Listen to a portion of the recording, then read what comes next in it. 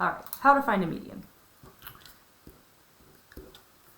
We're going to start with the easiest way when you have a small amount of data, so a small number of observations, which is to arrange the observations in order from least to most, and then find the middle point. So we're going to keep using this arrest data that we have, so these 12 observations that show us the number of arrests that each person in our sample has.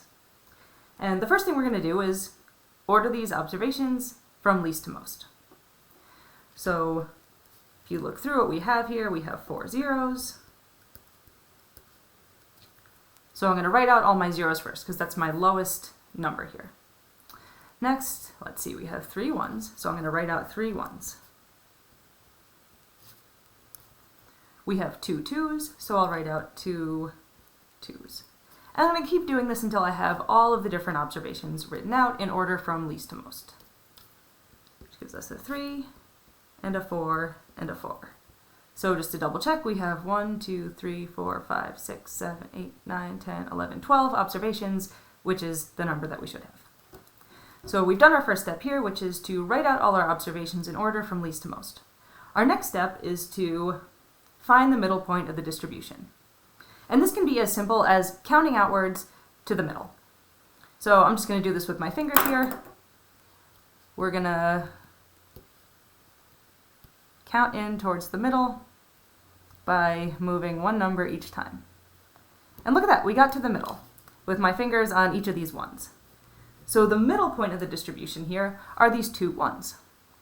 And as you can see, there's 5 observations on either side of it. So it's literally at the middle of this list that we've made. So this tells us that our median is equal to 1, because 1 is the value that's at the middle point of our distribution when it's written out in order from least to most. So you might be wondering what would happen if you had 2 different numbers here. And in that case, you would add them together and divide by 2.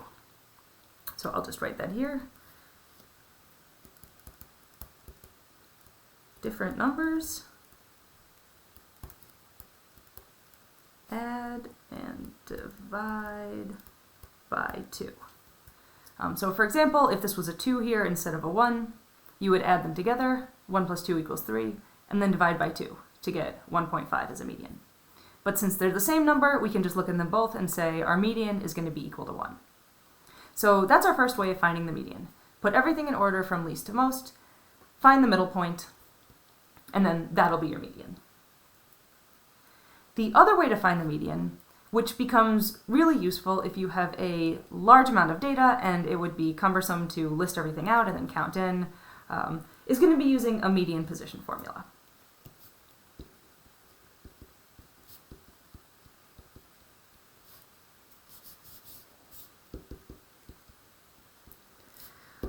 So take a moment to imagine that we have 10,000 observations in our data set, and I want you to find the median.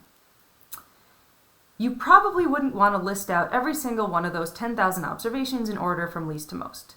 Instead, you'd want to do it in an easier way. And then count it. You'd want to do it in an easier way. So one way to do it is to find the median position using something called the median position formula. And the median position refers to the position in the list, if you count from one end to the other, that you find the median. And the median position formula is given by this, n plus 1 over 2. And this tells you how many numbers you would have to count in before you got to the median. So using our example, we can find the median position formula. As I said up here, we have 12 observations in our sample, so we have an n, or total number of observations, of 12. And that's the only thing we need to plug in here. So to find our median position, we're going to plug in 12, which is our total number of observations, plus 1 divided by 2. And this comes out to 6.5. So 6.5 is what we call our median position. It's not our median, but it's the first step to finding the median. So we used our median position formula and we found our median position. What do we do with that? Well, as I said before, the median position tells you how many numbers you'd have to count out to, if they were in order, before you got to the median. So with a small data set like this, where you can list out all your numbers in order and count, you can see how it works. So we're going to start counting out until we get to 6.5. But wait a minute, what does 6.5 mean? If you ever have a 0.5 in your median position formula, it means you're going to look at median positions number 6 and number 7, and that your median is going to be in between those. So for the sake of not writing over what I wrote before, I'm going to write out all these observations in order one more time.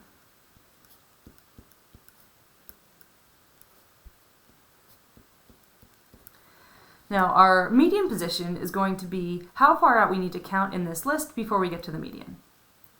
So I'm going to start counting. 1, 2, 3, 4, 5, 6, 7. All right, so we said that our median position is 6.5, and that means that we're going to look at the positions of 6 and 7, because technically we're somewhere in the middle. Well, if you look at our list of numbers here, positions 6 and 7 correspond to the same exact values that we circled up here when we counted with our fingers. So the median position is a quick way of telling you how far into your list you need to go before you find the median. Once you're there, you can look and see what the numbers are. If they're the same, that's your median, which is the case here. And if they were different, you would do the same thing that you do up here, which would be to add these two numbers together and divide by 2. So the median position, again, tells you how many positions you would need to count out in your list of values that are ordered from least to most before you got to the median. And so we are done finding the median here. Of course, if you were to actually work with 10,000 values, you could find the median position, but it would still be a pain in the butt to list them all out. There are ways to use the median position to find the median from a frequency table that we're not going to cover today because it's kind of a pain in the butt. But that's why we use the median and position and why we don't always just count out with our fingers.